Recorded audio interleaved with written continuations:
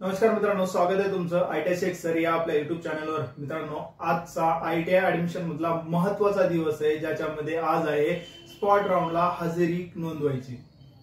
हजेरी नोंदवण्यासाठी 2 दिवस आहेत, आजचा आणि उद्याचा। याचा डिटेल टाइम टेबल माझ्या चॅनलवर अपलोड आहे, ते तुम्ही त्या ठिकाणी पाहू शकता, माझ्या डिस्क्रिप्शन मध्ये भेटून जाईल। तर आजच्या व्हिडिओमध्ये मी तुम्हाला हे सांगणार आहे की मार्क ॲट अटेंडन्स कशा पद्धतीने द्यायची, हजेरी कशा पद्धतीने द्यायची। म्हणून व्हिडिओ शेवटपर्यंत पहा, कारण की तुम्हाला स्टेप बाय स्टेप संपूर्ण माहिती सांगणार आहे मी। चला तर मग व्हिडिओ स्टार्ट करूया।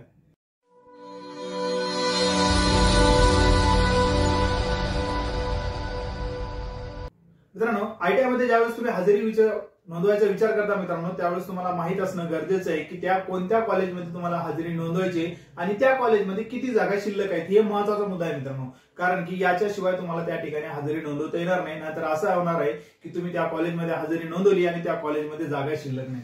तुम्हाला या ठिकाणी महत्त्वाचं काम करायचं आहे व्हॅकंट सीट रिपोर्ट डाउनलोड। आता व्हॅकंट सीट रिपोर्ट कशा पद्धतीने डाउनलोड करायचा तो व्हिडिओ मी माझ्या चॅनलवर अपलोड केलेला आहे। माझ्या डिस्क्रिप्शन मध्ये ते सुद्धा याची लिंक भेटून जाईल, त्या ठिकाणी तुम्ही चेक करू शकता। आता ज्यावेळेस हजेरी नोंदवायचा विचार करतो मित्रांनो, तर त्यावेळेस सर्वप्रथम आपल्याला आपण जो काही ब्राउझर वापरता त्यावर admission.dvet.gov.in हा वेबसाईट तुम्हाला त्या ठिकाणी टाकून त्याला ओपन करून घ्यायचं आहे। ओपन केल्याच्या नंतर काय अशा प्रकारचा इंटरफेस दिसेल, याची डायरेक्ट लिंक माझ्या डिस्क्रिप्शन मध्ये देत आहे, तिथून सुद्धा या ठिकाणी तुम्ही येऊ शकता। आता या ठिकाणी आल्याच्या नंतर मित्रांनो तुम्हाला दिसते या ठिकाणी कॅन्डिडेट लॉगिन। तर कॅन्डिडेट लॉगिनला या ठिकाणी तुम्हाला क्लिक करायचंय।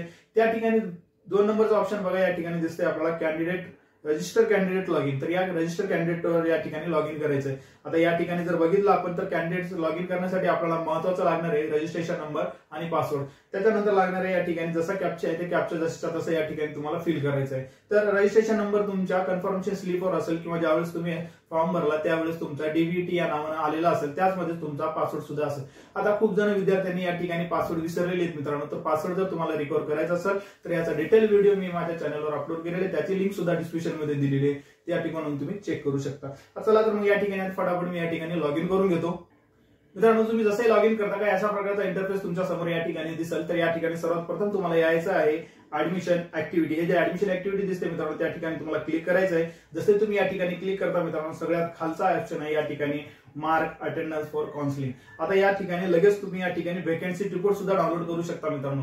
त्याच्यामध्ये तुम्हाला आज करायचं आहे मार्क अटेंडन्स फॉर काउन्सिलिंग। या ठिकाणी जर क्लिक केलं तर तुम्हाला अशा प्रकारचा इंटरफेस तुम्हाला या ठिकाणी दिसेल, ज्याच्यामध्ये प्रायव्हेट आणि गव्हर्नमेंट या दोन्हीच्या या ठिकाणी तुम्ही आज अटेंडन्स नोंदवू शकता। याच्यामध्ये जर बघितलं आपण तर सुरुवातीला तुम्हाला या ठिकाणी डिस्ट्रिक्ट सिलेक्ट करून घ्यायचं। ज्यावेळेस तुम्ही डिस्ट्रिक्ट सिलेक्ट करता मित्रांनो, तर तुमच्या ज्या डिस्ट्रिक्ट मध्ये तुम्हाला फॉर्म भरायचे ते त्या ठिकाणी सिलेक्ट करून घ्यायचं। त्याच्यानंतर तुम्हाला सिलेक्ट करून घ्यायचं या ठिकाणी तालुका, जो तालुक्यामध्ये तुम्ही फॉर्म भरता त्या तालुक्याचा या ठिकाणी सिलेक्ट करून तुम्हाला खाली आयटीआयचं नाव येणार आहे, त्या आयटीआय मध्ये तुम्हाला त्या ठिकाणी सिलेक्ट करायचंय। सिलेक्ट केल्याच्या नंतर मित्रांनो थोडंसं झूम करून दाखवतो तुम्हाला, या ठिकाणी बघा मार्क अटेंडन्स। तर तुम्हाला या ठिकाणी जस्ट क्लिक करायचं मित्रांनो, मार्क अटेंडन्सला क्लिक करता। जसं तुम्ही या ठिकाणी क्लिक करता, क्लिक केल्याच्या नंतर जसे तुम्ही खाली बघता मित्रांनो, बघा केल्याच्या नंतर जनरेट अँड सेव्ह पीडीएफ या ठिकाणी येणार आहे। आता काही जणांचं असं म्हणणं आहे 2 पेक्षा 3 ठिकाणी भरू शकतो का आपण, तर जर भरू शकता काही प्रॉब्लेम नाही।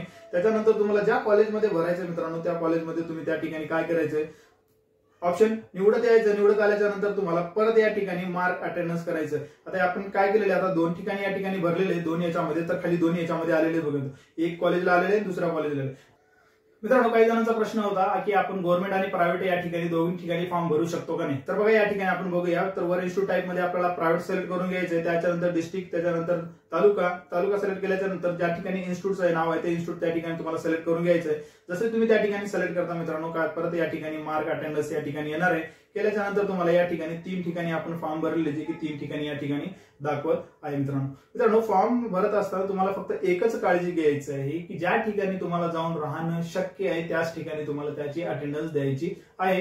कारण महत्त्वाचा मुद्दा असा आहे याच्यामध्ये, जर तुम्ही या ठिकाणी अटेंडन्स दिले, नंबर लागला, तर तुम्हाला त्या ठिकाणी जाऊन राहणं शक्य झालं पाहिजे। आता कोकणात नारळ फुकट म्हणल्यासारखं या ठिकाणी गोष्ट होऊ नये, कारण की जेवढं जर जास्त लांब असेल तर तुम्हाला त्या ठिकाणी जाऊन राहणं शक्य झालं पाहिजे, याचा विचार करायचा। आणि त्याच्यानंतर हा फॉर्म भरण्याच्या अगोदर दुसरा महत्त्वाचा मुद्दा तुम्हाला या ठिकाणी विचार करायचा आहे व्हॅकंट सीट रिपोर्ट।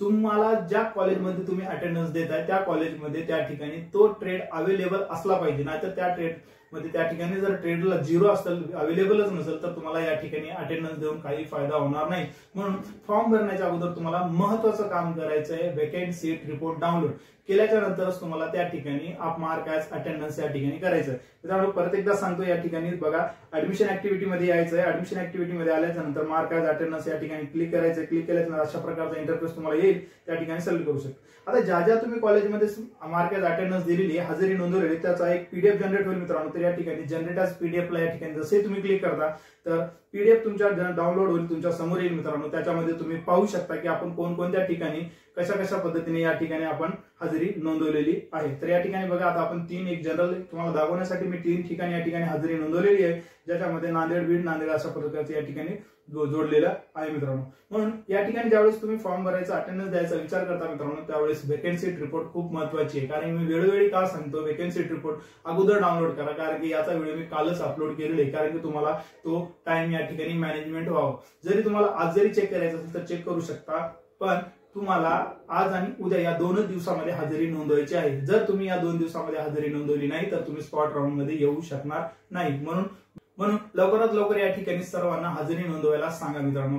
तुम्हाला जर माहिती आवडल्यास आपल्या मित्रांपर्यंत नक्की शेअर करा. चॅनलवर नवीन असाल तर चॅनलला सबस्क्राईब करून घ्या, बेल आयकॉनला क्लिक करा, कारण की अशाच प्रकारचे नवीन नवीन व्हिडिओ मी तुमच्यासाठी घेऊन येत असतो. तुम्हाला जर काही प्रॉब्लेम असेल तर मला कमेंटद्वारे कळू शकता. धन्यवाद.